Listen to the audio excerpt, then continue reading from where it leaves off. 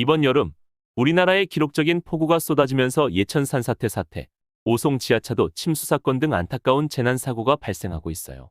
경북 예천에선 실종됐던 60대 남성이 시신으로 발견됐고 충북 오송에선 14명이 사망했죠. 오늘은 인재와 천재에 대해서 알아봐요. 재난이란 태풍, 홍수, 호우, 가뭄, 지진 등 자연현상의 변화나 화재, 붕괴, 환경오염 사고 등 인위적인 사고로 인한 인명, 재산의 피해를 말해요. 이때 자연현상에 따라 발생하는 재난을 천재나 천재지변 혹은 자연재해라고 하죠. 이에 대비되어 사람의 부주의나 실수 혹은 제도의 미비 등 인공적으로 발생한 재난을 인재라고 불러요. 어떤 재난이 일어났을 때 해당 재난이 자연재해인지 인재인지 구분하기는 쉽지 않아요. 일반적으로 대부분의 재난은 자연적인 요인과 인공적인 요인이 복합적으로 작용하여 발생하기 때문이죠. 보통 자연적인 요인이 더 크게 작용했다면 천재, 인공적인 요인이 더 크게 작용했다면 인재로 분류해요.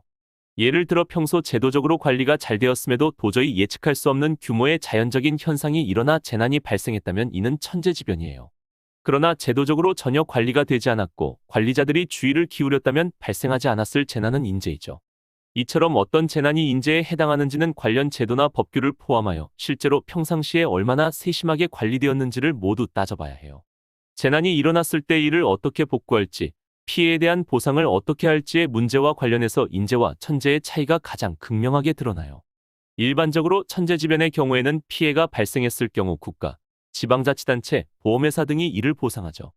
법적으로 보상이란 법적인 책임이 없었음에도 발생한 피해를 갚는 것을 의미해요. 이에 반해 인재일 경우에는 법적인 책임에 따라 피해를 배상해야 해요. 여기서 배상이란 보상과는 달리 피해 발생에 법적인 책임이 있는 자가 손해를 갚는 것을 뜻해요. 가령 공공시설 부실 관리에 따라 피해가 발생할 경우 관리하지 못한 책임이 있는 자가 피해를 배상해야 한답니다.